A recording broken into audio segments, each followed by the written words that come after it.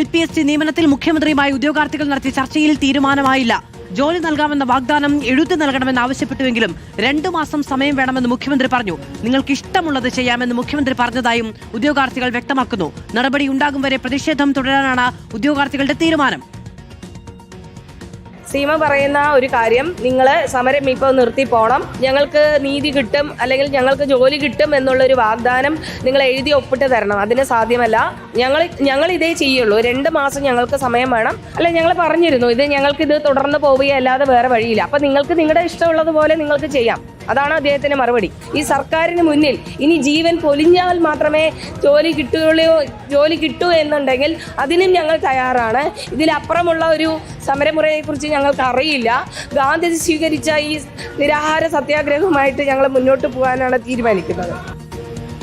MG പ്രതീഷാണ് വിവരങ്ങളുമായി ചേർന്നത്. MG Pratheesha, 2 മാസം കാത്തിരിക്കണമെന്നുള്ളതാണ് മുഖ്യമന്ത്രി അവരോട് മുന്നോട്ട് വെച്ച ഒരു ആവശ്യം. അത് സമരസമിതി തള്ളുകയും ചെയ്യുന്നു. ഇഷ്ടമുള്ളത് ചെയ്യാം എന്ന് മുഖ്യമന്ത്രി പറഞ്ഞു എന്നാണ് ഇപ്പോൾ സമരക്കാർ പുറത്തു വന്ന് നമ്മളോട് പറയുന്നത്. 3 ആഴ്ചക്കുള്ളിൽ എവിടെയൊക്കെയാണ് ഒഴിവുകൾ എന്നത് റിപ്പോർട്ട് നൽകണമെന്ന് മുഖ്യമന്ത്രി ആവശ്യപ്പെട്ടിരുന്നു. അപ്പോൾ ഒരു നടപടി പ്രതീക്ഷിച്ചിരുന്നു അവർ.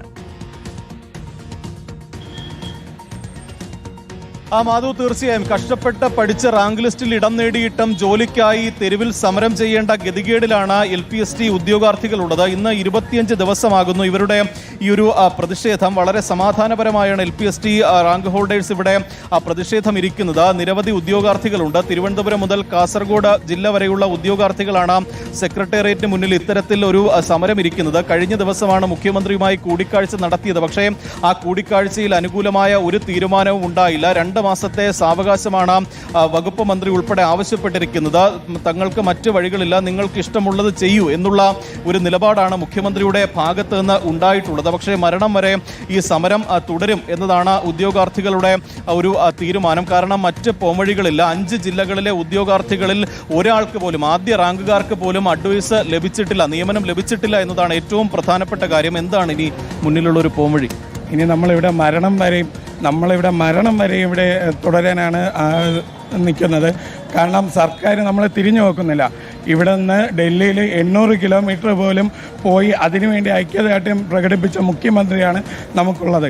എന്നിട്ടും സെക്രട്ടേറിയറ്റിന് വളരെ തുച്ഛമായ ഒരു 100 മീറ്റർ ഇറങ്ങി വന്നാൽ പോലും നമ്മളെ മുഖം വരെ നോക്കാം. എന്നിട്ട് പോലും അതുപോലും നോക്കാതെ നമ്മളേക്ക് അവഗണിച്ചു കൊണ്ടുപോകുന്ന ഒരു മുഖ്യമന്ത്രിയാണ് നമുക്കുള്ളത്.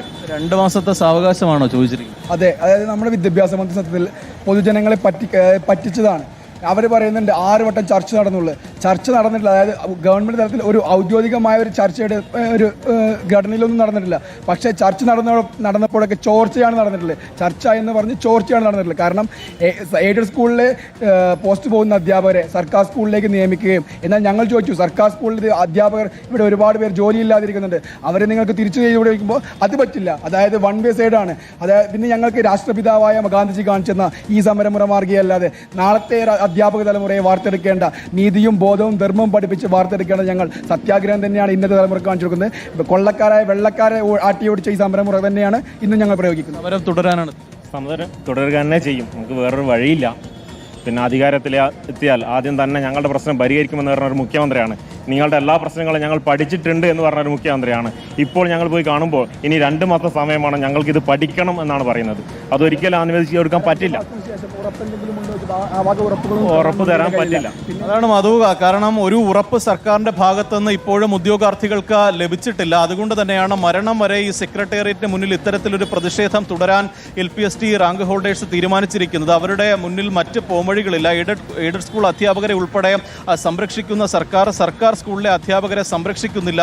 റാങ്ക് ലിസ്റ്റിൽ ആദ്യ പട്ടികയിൽ ഇടം നേടിയവർക്ക് പോലും നിയമനം ലഭിക്കാത്ത ഒരു സാഹചര്യമാണ്. പലർക്കും ഇനി മറ്റൊരു പരീക്ഷ എഴുതാൻ കഴിയാത്ത അവസ്ഥയുണ്ട്. അത്തരത്തിൽ വലിയ ബുദ്ധിമുട്ടുകളാണ്. ഈ കുടുംബം, കുട്ടികൾ, കുഞ്ഞുങ്ങളൊക്കെ ഉള്ള ആളുകളാണ്. അവരാണ് ഇത്തരത്തിൽ പൊരിവെയിലത്ത് ഈ സെക്രട്ടേറിയറ്റിൽ ഇത്തരത്തിൽ പ്രതിഷേധം ഇരിക്കുന്നത്. വലിയ പിന്തുണ പല ഭാഗങ്ങളിൽ നിന്നും ഇവർക്ക് ലഭിക്കുന്നുണ്ട്. പക്ഷേ അപ്പോഴും സർക്കാരിൻ്റെ ഒരു പിന്തുണ അവർക്ക് കിട്ടുന്നില്ല എന്നതാണ് ഏറ്റവും പ്രധാനപ്പെട്ട കാര്യം.